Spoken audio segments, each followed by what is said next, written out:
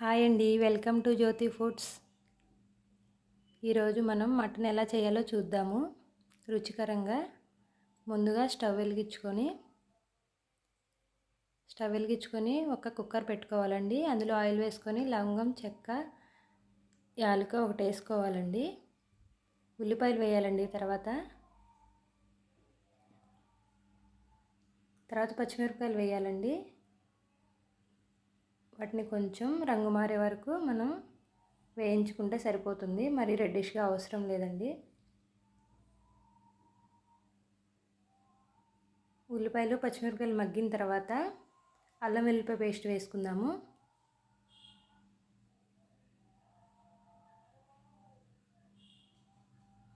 అల్లం వెల్లిపాయ పేస్ట్ పచ్చివాసన పోయే వరకు మగ్గించాలండి.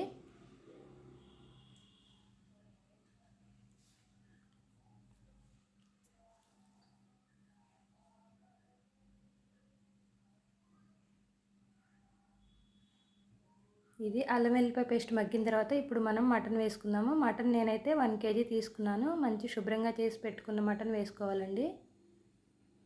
ఈ మటన్ను పచ్చివాసన పోయే వరకు, నువ్వున పైకి తేలే వరకు మగ్గించాలండి. ఇప్పుడే కుక్కర్ మూత పెట్టకూడదండి. ఇలా నువ్వునంతా కొంచెం పైకి వచ్చే వరకు వేపించాలి. నీళ్ళేమో ఇప్పుడేం అవసరం ఉండదండి. తర్వాత పసుపు వేయాలి, తర్వాత ఉప్పు వేయాలండి. కల్లుప్పు వేయాలి. కల్లుప్పు వేస్తే చాలా టేస్ట్గా ఉంటుంది.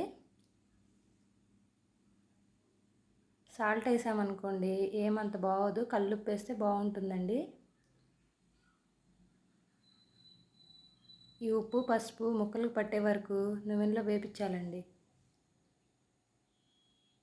ఇలా మొత్తం మగ్గే వరకు ఉంచాలి. ఇలా చూడండి. తర్వాత మూత పెట్టుకొని మగ్గిద్దాము. ఇప్పుడే కుక్కర్ మూత పెట్టిన అవసరం లేదు. కొంచెం ఆయిల్ పైకి వచ్చింది కదా, ఈ ఆయిల్ పైకి వచ్చే వరకు ఉంచి తర్వాత మనం ఒకసారి తిప్పాలండి.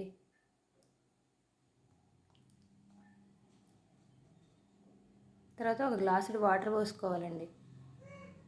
నేను చూపిస్తున్నాను కదా, ఆ గ్లాసుడు వాటర్ అయితే సరిపోతుంది. ముక్కలు మునిగే వరకు అవసరం లేదు, కొంచెం ఒక గ్లాసుడు అయితే సరిపోతుందండి. తర్వాత కుక్కర్ మూత పెడదాము. 3 విజిల్స్ వస్తే సరిపోతుంది. అయిపోయిందండి. ఇప్పుడు కుక్కర్ మూత తీసి చూసాను చూడండి, ఎలా సాఫ్ట్గా ఉడికిద్దండి. తర్వాత కారం వేసుకోవాలి. కారం వేసి మళ్ళీ కలపాలండి.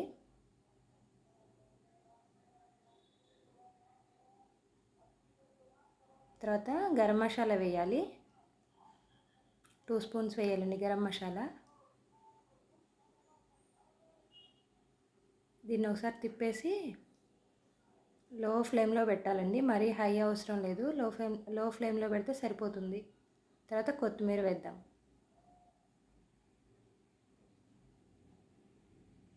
కొత్తిమీర వేసిన తర్వాత ఒకసారి తిప్పాలండి.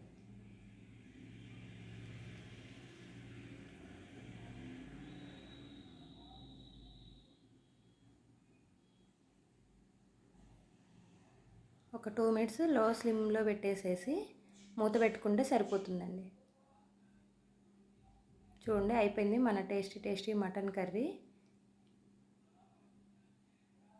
ఇలా నూనె పైకి వచ్చే వరకు ఉంటే చాలండి. మరి అయిపోయిందండి మన మటన్ కర్రీ. టేస్ట్ ఎలా ఉందో చూద్దాము. టేస్ట్ అయితే చాలా బాగుందండి. బాయ్ అండి అందరికీ.